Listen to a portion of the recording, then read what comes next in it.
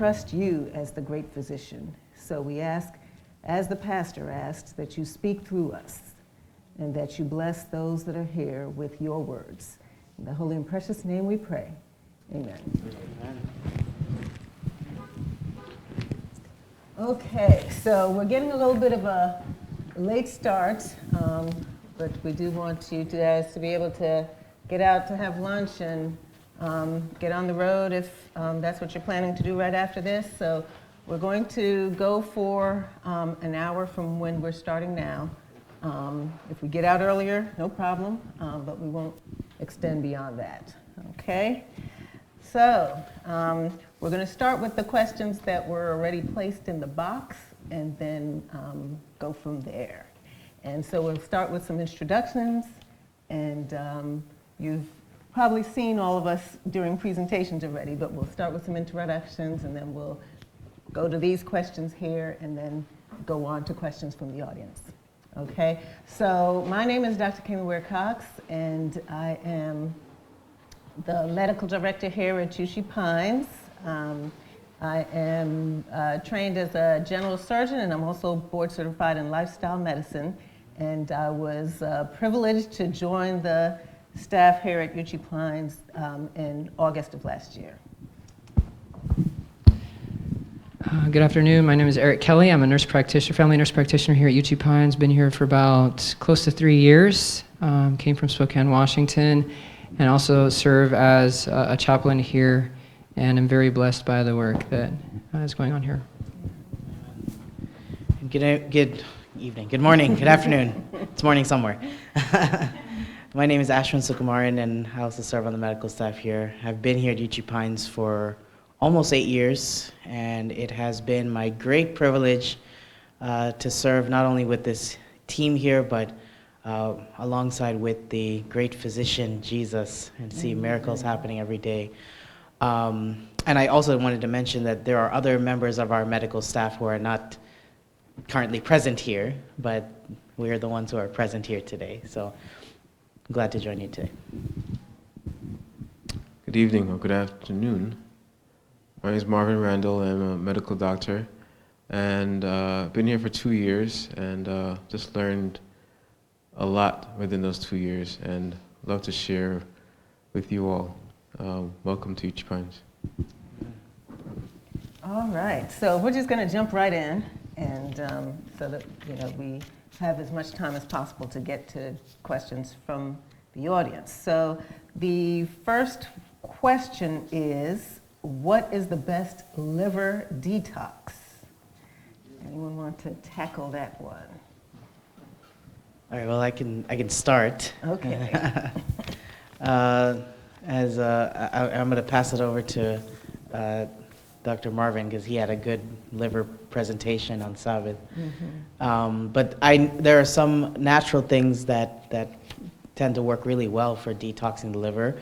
One of them is fasting, right? Just doing fasting, abstaining from food or anything of caloric value. That means juices too. Just doing a water fast can help the liver to detox.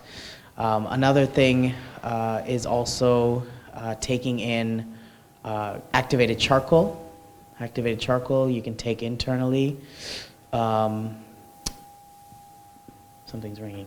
Milk thistle, dandelion, burdock. These are herbs that are also well established to help with liver detox. So, Yeah, not much to add. I think also some simple things you can do are grapefruits.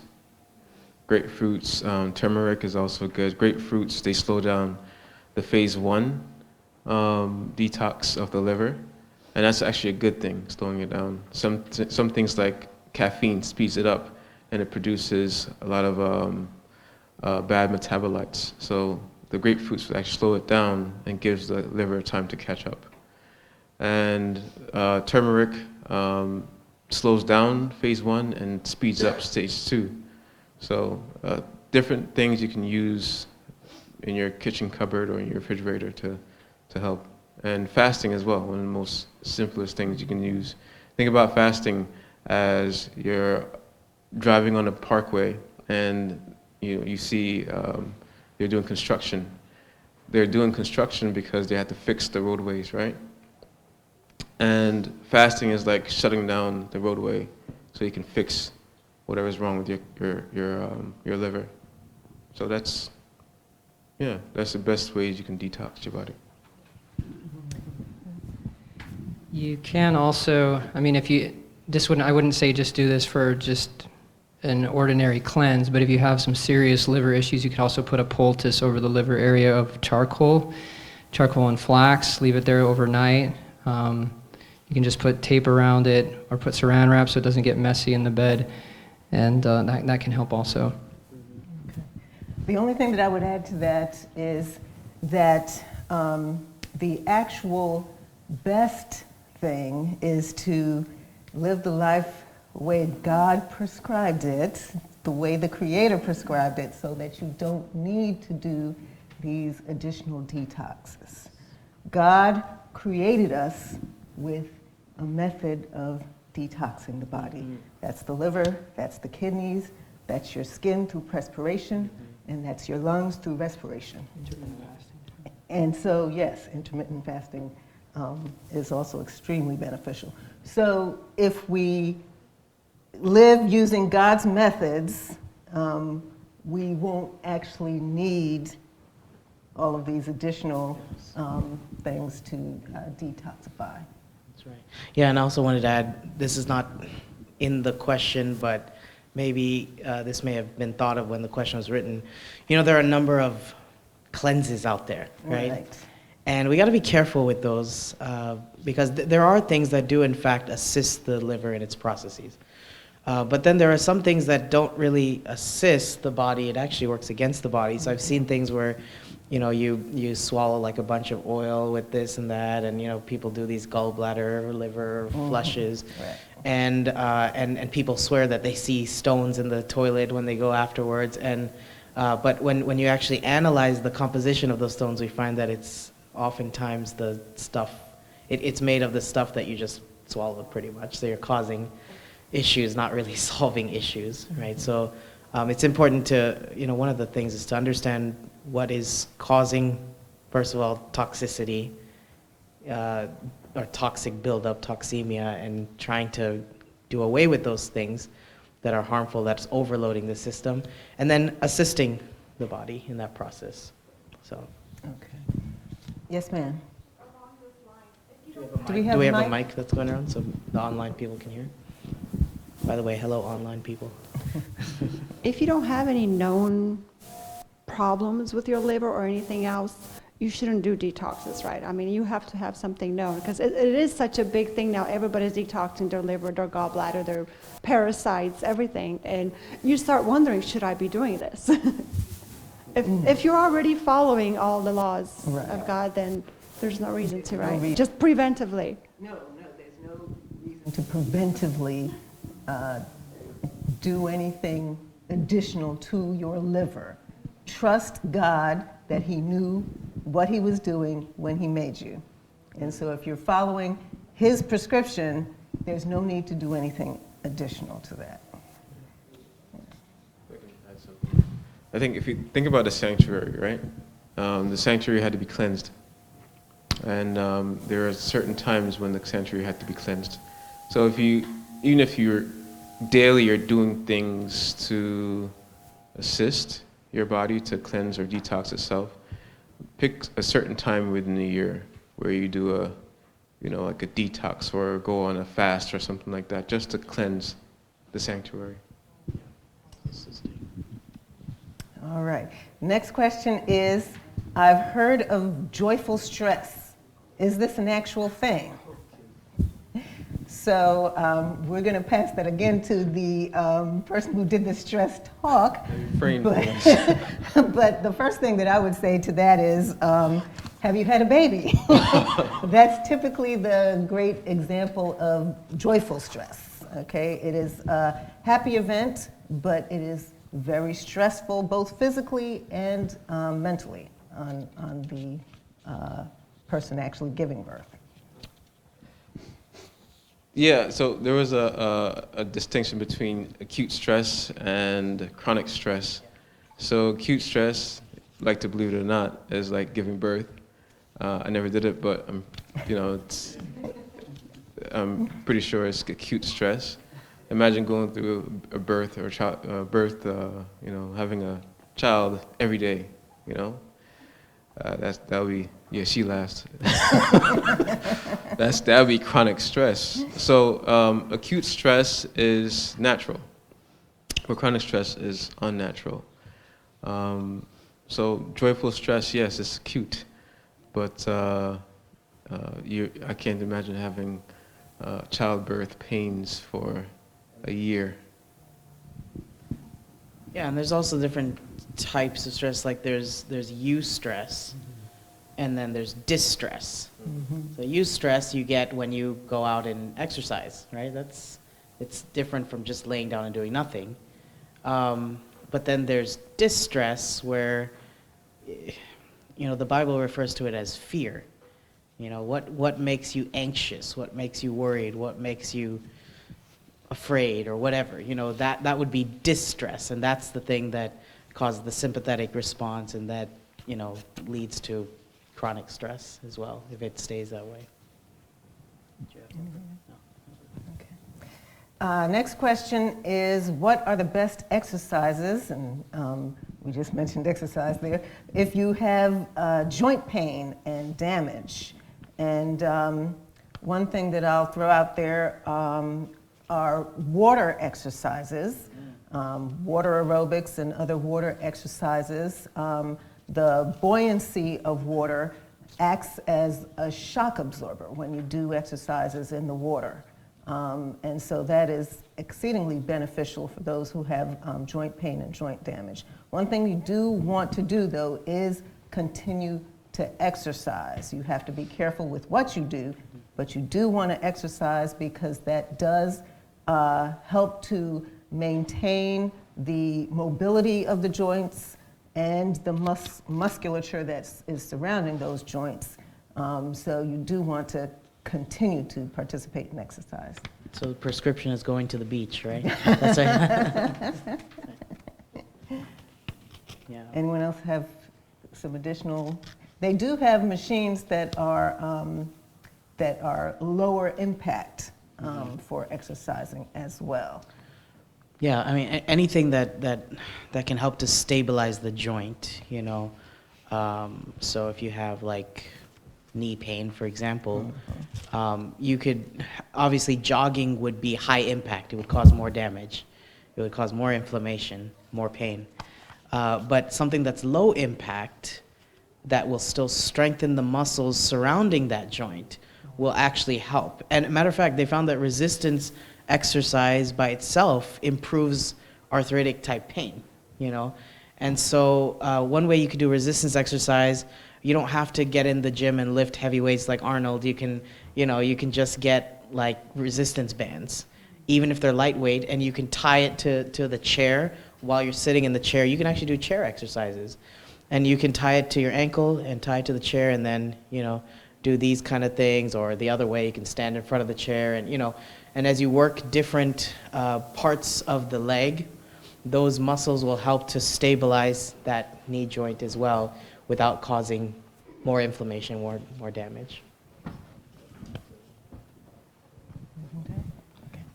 I guess something also you can do just to, this isn't an exercise, but if you want to strengthen your joints, just staying hydrated is one thing that can help with the lubrication, so it can help to take away the pain. Also, eating an anti-inflammatory diet, which is like plant-based diet, can make so the joint capsule, if we're not eating the right things, it can actually cause that capsule to break down. And then the pain that you get is when the bone rubs on bone. So anything that you can do to lubricate it, to create more of a gel cushion there, as well as putting in nutrients that can kind of make it a healthy environment, will help with pain, so you can do more exercises.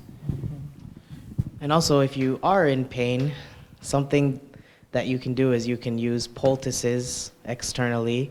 You can use castor oil, ginger, poultices, charcoal works well, turmeric. I mean, there are a plethora of things you could try.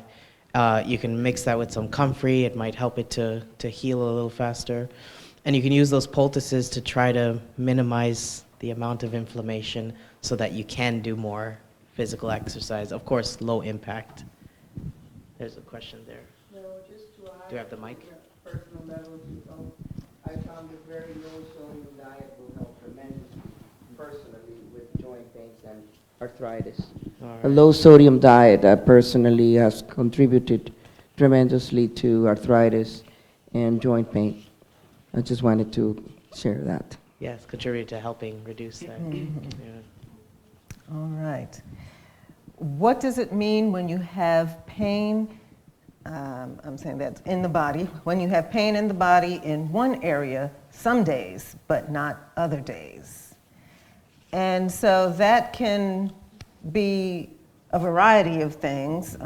Would need some more specifics on that, but it could mean a variety of things.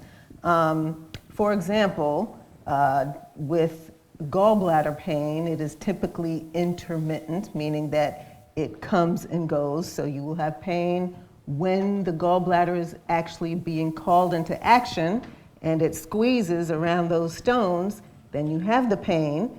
Then when you're not eating and nothing is stimulating the gallbladder, you don't have any of the pain. It also can be that you're early in the process.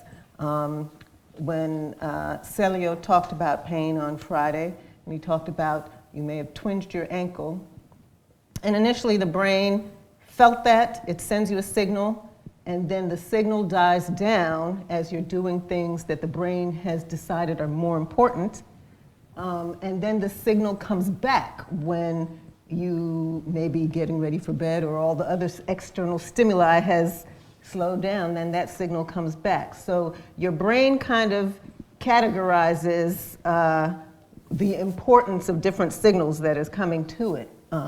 For example, if you have to use the bathroom, it'll send a signal and then you can ignore that signal for a while and it'll go away and then it'll come back stronger. And pain can do that as well. So it isn't always a constant signal. So would need some more information to give a more specific answer on that. Proverbs 26:2 tells us the curse causeless shall not come. And it's really important. We're told that in the case of sickness, number one, the cause should be ascertained. Number two, unhealthful conditions changed. Number three, wrong habits corrected. And then nature is to be assisted in her effort to expel impurities and reestablish right conditions in the system. So I agree with Dr. Kayleen. We really we need a little more information for the purpose of finding out what's the cause, right? What's the cause? If pain seems to be jumping from location to location, it really, you'd have to know what's going on. Because some people have pain that's from their nerves, nerve damage, neuropathy. And they might have it shooting down their limb or down their shoulder or their arm or whatever. And they might think the pain is actually here when it's really originating somewhere higher up due to nerve damage, right? Or radiculopathy in the neck or something like that. Other times it's a muscle spasm that's intermittent, or like you said, it could be like a gallbladder, contraction, or sometimes it's like bloating pains, or there's a whole bunch of things it could be. So it's important to know, to understand more information so you can really identify the cause. That's the most important thing. And then there's something, I see that hand here, if we can get a mic to her. Okay, there's one there. So I see there's also certain diagnoses of exclusion, like fibromyalgia, which is pretty prevalent, or what's the other one? Anyway, yeah, chronic pain syndrome, things like that, where people just have aches and pains all over. And it's interesting that those are often linked to emotional stressors. It's very interesting. So, yeah, we do have a question from one of our online participants on the live stream, so we do want to get that in here right now. What foods are not good when they combine that will prevent us from making good blood? okay. Now, if I may ask real quick before we get to that, was this related to what do you mind if we take this one and then we'll jump to that one? Okay.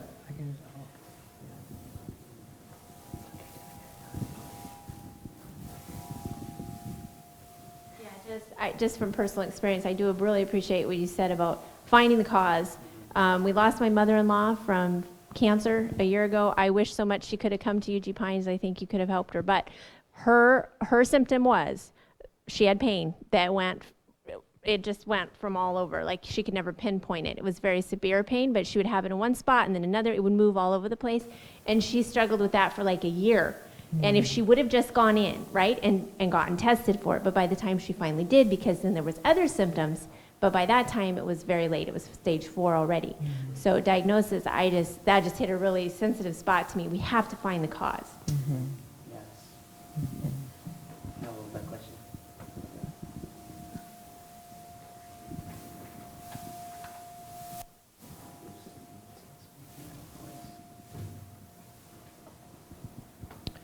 What foods are not good when they combine that will prevent us from making good blood?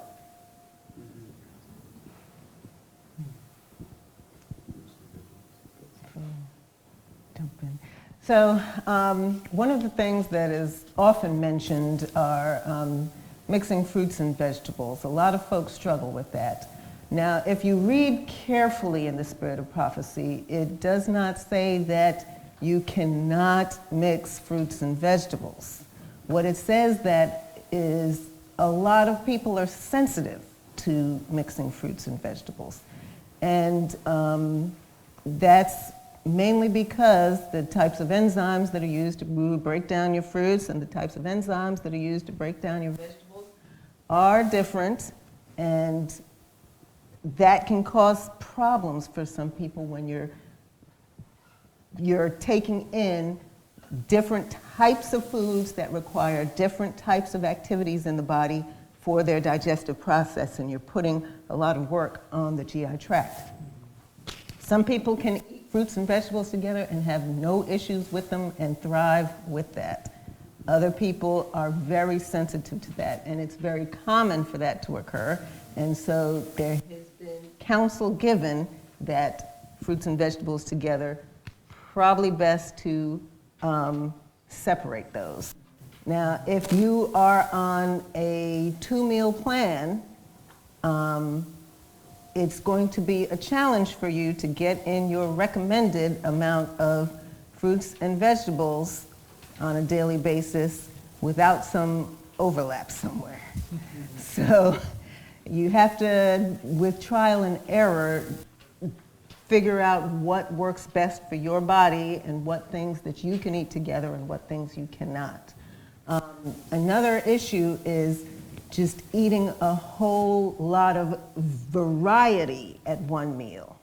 And that's similar to the issue with the fruits and vegetables, but you don't want to eat a whole bunch of different things at one meal. We do want a lot of variety in our diet, so different things each day is a good way to get that variety in, but you probably don't want to eat more than 4 different types of things in each meal. You want to limit the variety within the specific meal at that time. Any other things about combinations? Food, well, this isn't food combinations. It's something kind of basic, but eating a lot of sugar. If we eat too much sugar, they've actually shown that as we increase the teaspoons of sugar, the white cell count goes down. So the body's defense mechanism gets compromised if we eat too much of that, because what happens is the blood needs to be very free-flowing, right? It needs to be very fluid. And so if we have a lot of fat in our diet, if we have a lot of sugar in our diet, even sodium, can cause the blood to be more syrup-like, thicker in concentration. And then it's not going to be able to give the nutrients that it needs, fight infection, etc., as easily. I kind of have 2 questions. The first one was about the point you just made about sugar. When you say sugar, you're mostly referring to refined sugar, not sugar in fruits and things like that. Is that correct?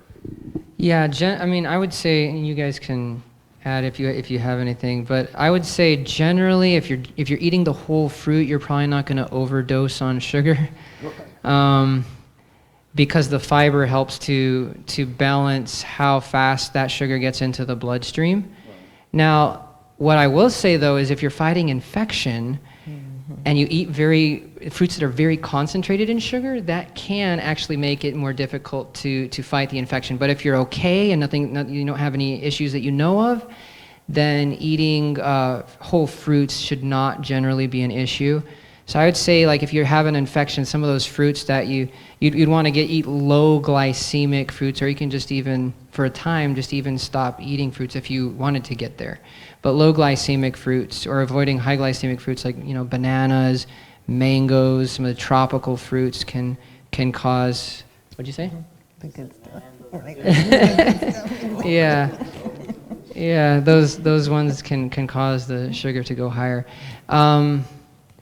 Generally, it's when we have like refined, and it can even be like fruit sources. If you have it more refined, like if you're drinking fruit juice, even that, even though it's natural and that it came from a fruit, can cause the sugars to go to you can get more concentration without getting the fiber back that you need. Did you have another point? I have an additional question, but if you're going to speak on that point. Yeah, I'll do it after you. My other question was about sodium. If you're struggling with high blood pressure, should you just not have any sodium at all in your diet at all? I mean, like zero? Because I notice a lot of vegetables have sodium already in them already. And I generally don't add sodium to anything, but there's a few things that I eat that's already have some added sodium. Is there a certain amount, or should I just avoid it completely? Yeah, for hypertensive individuals, you want to aim to get less than 1/4 of a teaspoon of salt for the day. Now, if you really want to go low sodium, you actually find that in populations where people eat a high potassium to sodium ratio diet, there's almost no hypertension. So there are groups that they eat strictly just, I'm trying to remember where the area was, if it was Polynesian Islands, I can't remember where, but anyway, there was an area where they're just eating fruits and vegetables, the ground provisions, whatever, and then and as they check their blood pressure when they're young, and they check their blood pressure when they're old, and they find that in their elderly years their blood pressure is the same as it was when it was young. And that's just because they're eating a high potassium to sodium ratio diet. So what are high potassium to sodium ratio foods? Soybeans, soy products, I think like pistachios, different things, but a lot of the plant foods, hazelnuts, so forth. Pretty much all of them, just degrees of it. Yeah, it's pretty much all the plant world is going to be high in potassium, low in sodium, because that's, God made it, and He knows that's what it surrounds. That's the environment of our cells. We need the more potassium than sodium. So generally, you're gonna get that if you eat a plant-based diet. So generally, you should avoid things like potato chips, I guess. Yeah, right. So I was just about to say that, and I know we have to jump back to our online people, but there are actually a lot of hidden sources of salt that we don't even think about, and we don't really realize that until you flip it over and you read the label and like, wow, that's a lot, and probably with a few potato chips are already over our recommended allowance for treating hypertension, I mean, you look into like anything, pizza, bread, pasta, noodles, whatever. I mean, it's potato chips, right? I mean, refined foods, anything really, it always has some salt in it, and it all adds up for the day, I did want to comment on something that, just jumping back to the original question from the person online about making good blood and combining foods. There is one other thing we're counseled about. One of the reasons why we're counseled to separate the fruits and vegetables as much as we can is because there are certain ones that when you do eat them together, they tend to ferment.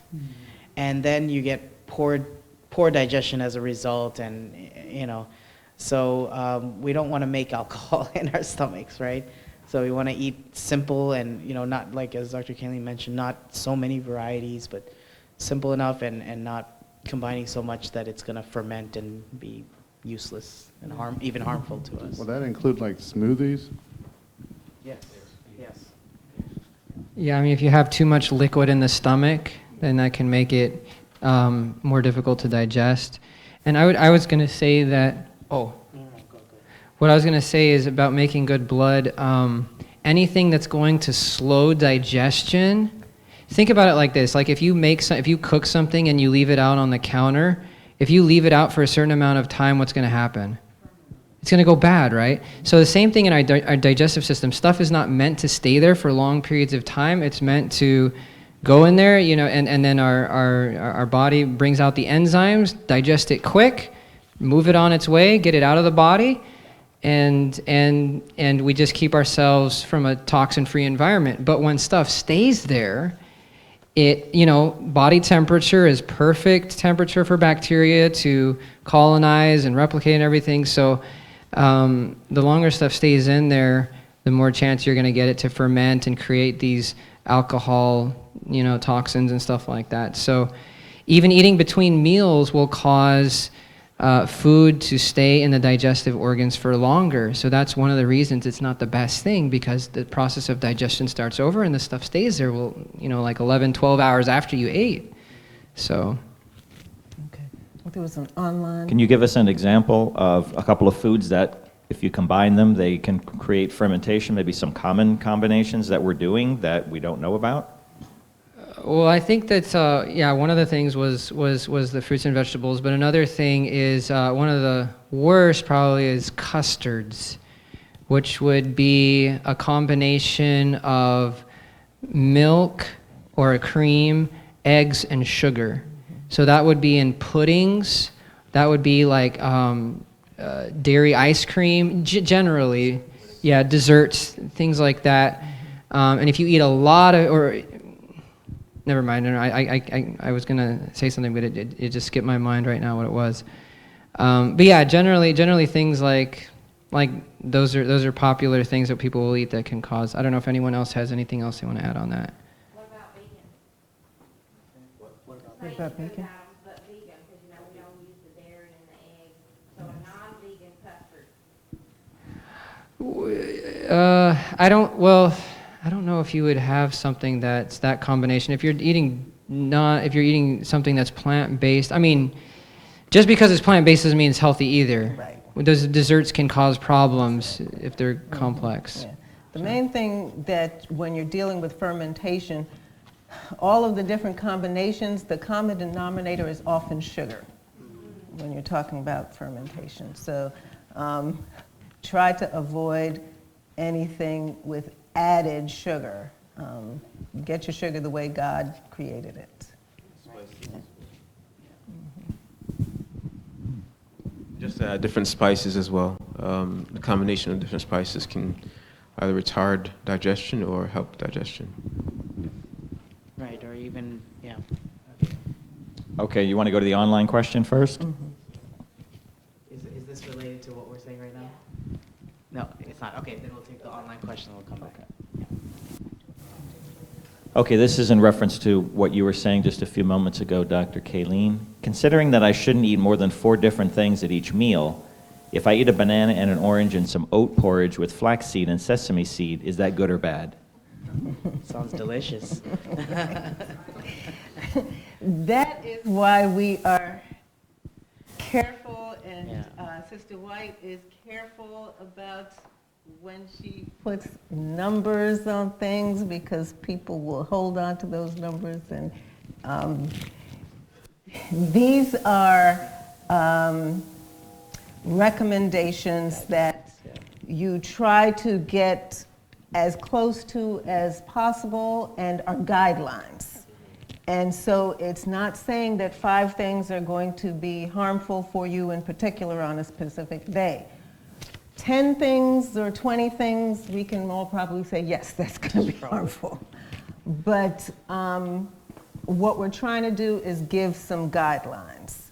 And so if you have for example, if you're sprinkling flaxseed onto your oatmeal, you can really consider that as one thing, your oatmeal with the flaxseed on it. That's not oatmeal, flax, orange, banana, So we can get so strict on things that we're causing ourselves more mental stress than the benefit that we're actually getting from the food. We're hindering the benefit of the food with the mental stress that we're getting by being so strict and focusing on numbers and combinations and all of that. Keep it simple. Yes. Amen. Keep it simple. Yes, amen. I would agree with that. And I'll say, for the person who was asking about the vegan combinations, sometimes we tend to think, well, we want to know specifics. Which vegetables and which fruits can I combine? And my thoughts on that would be basically exactly what you said, which is, not to complicate it. And instead of, you can go through complex food combining charts. And yeah. But the simple counsel is, it's better to just separate it. That's it. It's a simple counsel. And you don't have to think about it, If someone has had COVID, I had it in August, are there any tests? I know you mentioned the C-reactive protein maybe, or any tests that we should have post-COVID to see if there's anything that's not right? And on the second part of that question, what's an immature grands ADS? Immature granular Does that have anything to do with checking for something that's wrong after COVID? I've never had that test done, and my doctor did it, but I don't know what that means. Yeah, you don't necessarily need a test to, Yes. to tell you if you had COVID or not.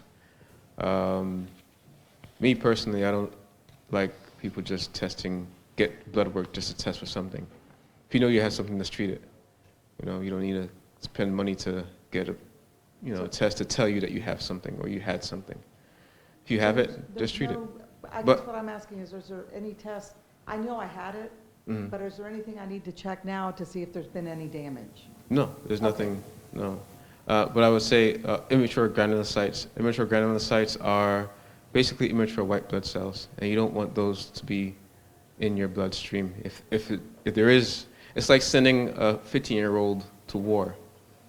Our immune system is our military. You don't send a 15-year-old to the war. So if you ever see immature granulocytes, it could be an indication that you might have cancer or something else. That's what okay, thank you.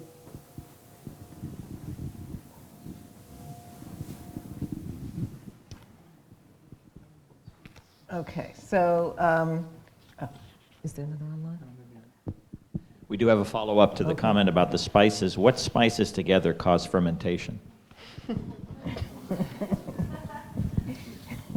Since Dr. Marvin made that comment, we'll have him Marvin will answer be that coming out with a question. book about food combining.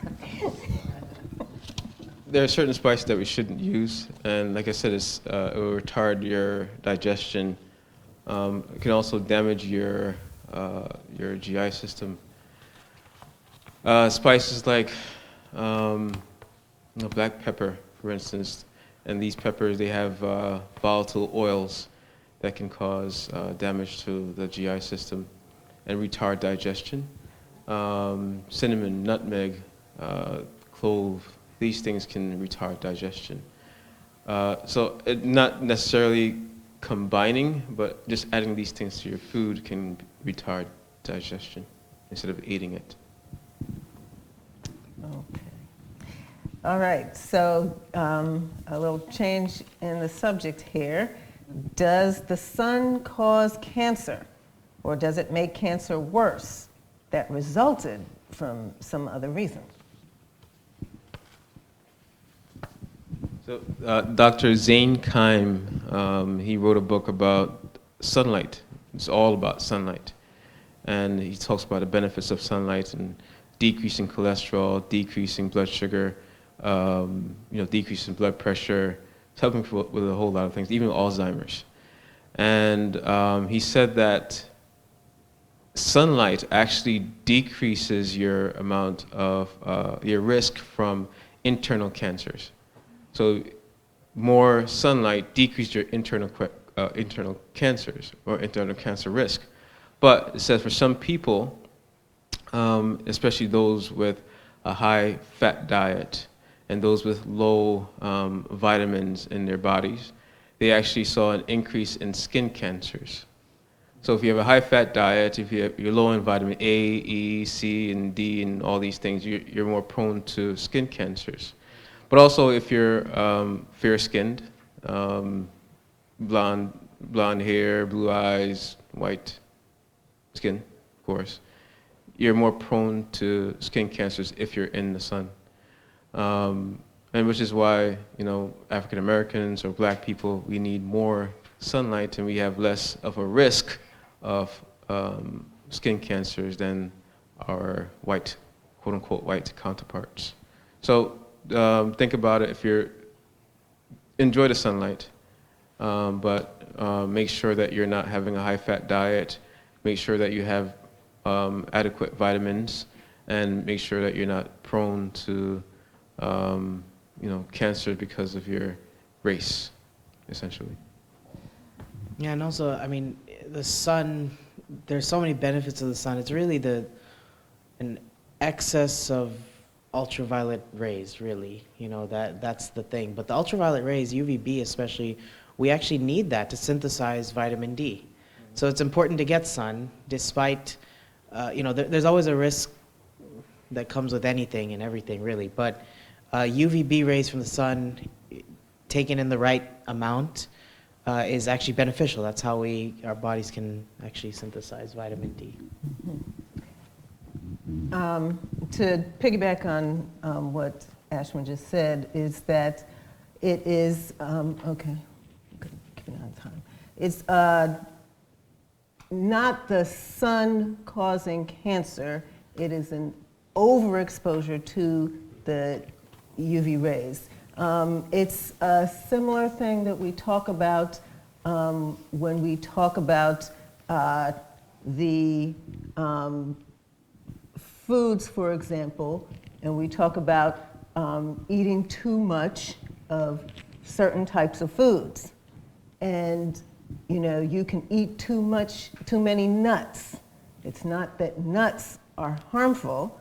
God created them, they're good for us, but we can overdo them.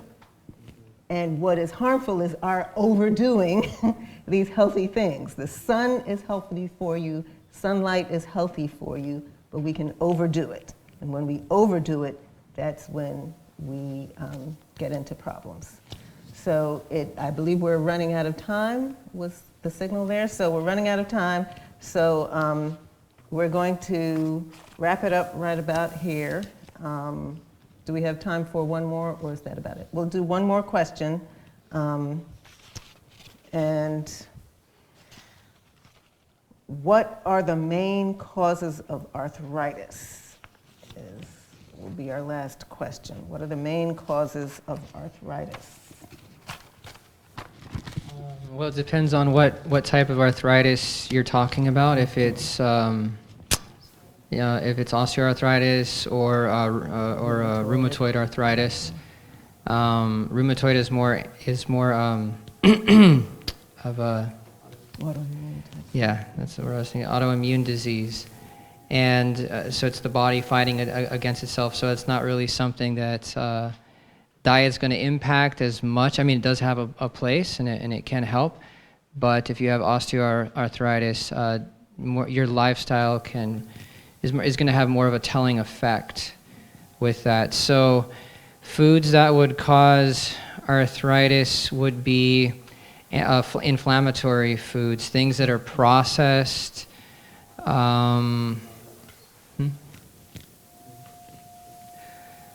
things that are processed, a lot of sodium, not getting a lot of water in your diet, can be some of the causes for that. And chronic stress causes arthritis, and you don't have it. Yeah, And chronic, The question is, can chronic stress cause arthritis, right? Okay, yeah, I was just about to comment on that. I agree with what Eric was saying. There's osteoarthritis, which is essentially wear and tear of the joint. So that's when, for example, I've seen osteoarthritis in the fingers of dentists, where they're using these joints in their fingers because they're using the tools and it wears out over time, What's that? Yeah, masseurs, they'll have issues there. People who run will sometimes have, degenerative changes in their knees and ankles, just depending on, their body mechanics. So there are, there's osteoarthritis, and then there's rheumatoid, as you mentioned, which is an autoimmune etiology. And for the autoimmune part, we have to think with biblical reasoning. What causes the immune system to function versus dysfunction? And immune dysfunction happens when there is, first of all, autonomic dysfunction can happen with a stress response. And it's been well established in medical literature that autoimmune diseases, autoimmune reactions are linked with emotional stress responses as well, right? We find that inflammation goes up when people are in stress and things like that. And so when someone is already having some kind of dysfunction and they're predisposed, I don't like to say that because sometimes it could be due to whatever, but when that happens, and then now you're in a stressful situation, you're adding more to the inflammation. Now couple that with the standard American diet, and that's a recipe for arthritis, right? And then of course degenerative arthritis as well. There are issues that people have with calcium absorption, reabsorption, many times because they're vitamin D deficient, right? And so getting adequate vitamin D levels can also help with that, as well as exercise to strengthen those joints as well. Did you have something? No, well, we talked about stress yesterday, chronic stress, and how cortisol can cause arthritis. And basically, cortisol will break down tissues if you're chronically having that released.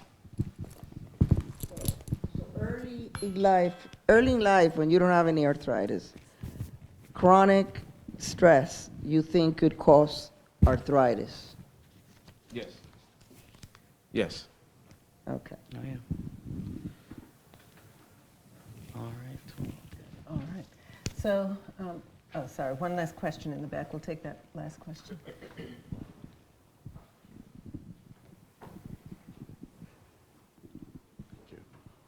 Thank you so much for all the presentations. My mom suffers from arthritis. Whenever, let's say, the weather was nice as this, and then it's about to rain or it's getting colder, then, she has pain in her arm and her, in her knees. She barely can go up the stairs. I really want to know how, is it possible to reverse that problem? And, what do I do? Where do I start?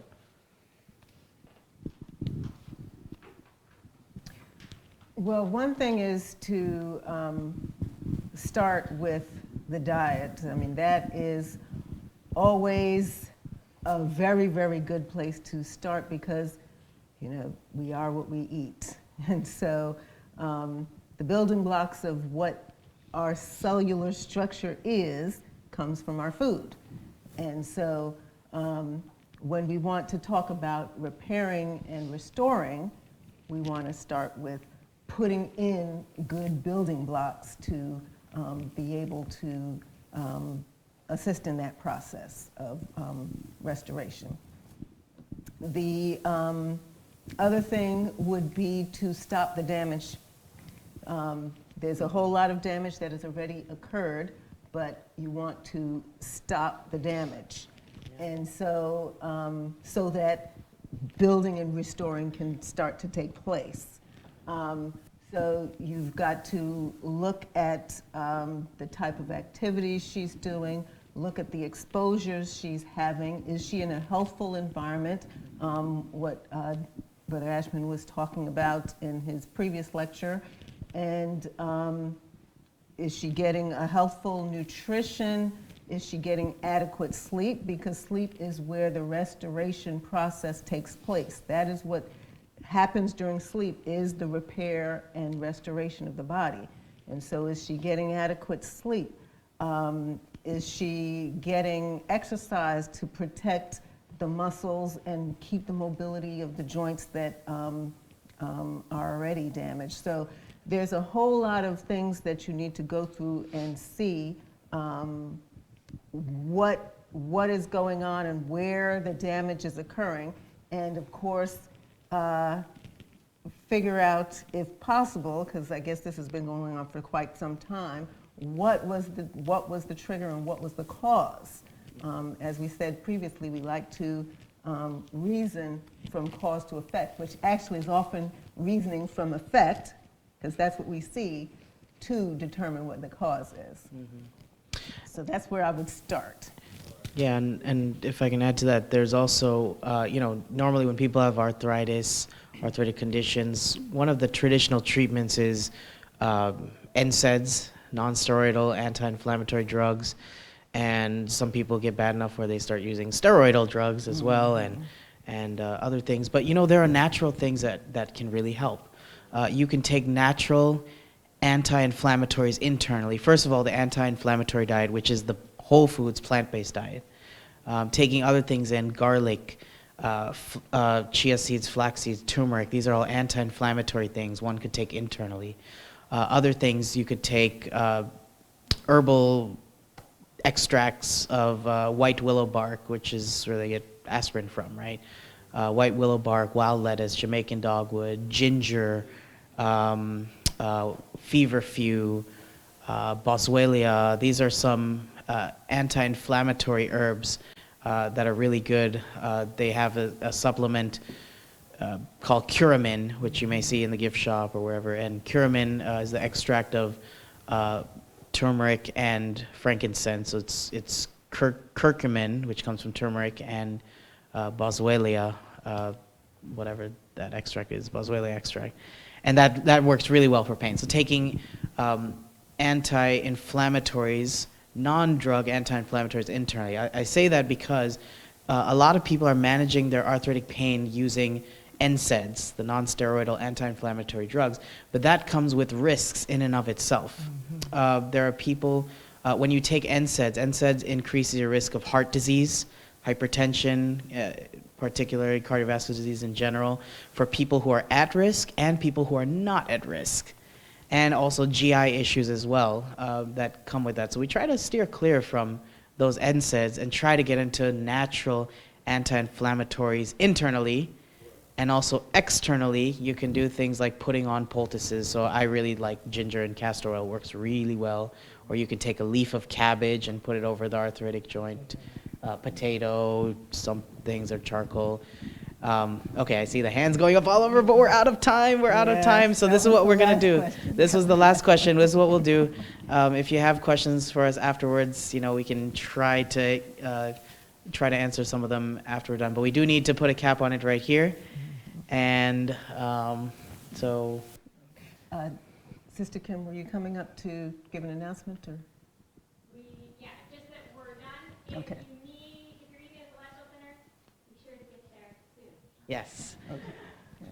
All right. So, all right. Well, we thank you so much for your participation and coming out. And let's close with a word of prayer before you go.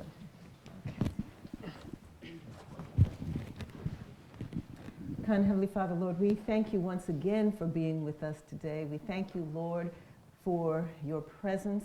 We thank you, Lord, for the blessing that you have poured out upon us during this entire seminar, in the word that has been shared by Pastor Skeet and in all the presentations and in the question and answer session.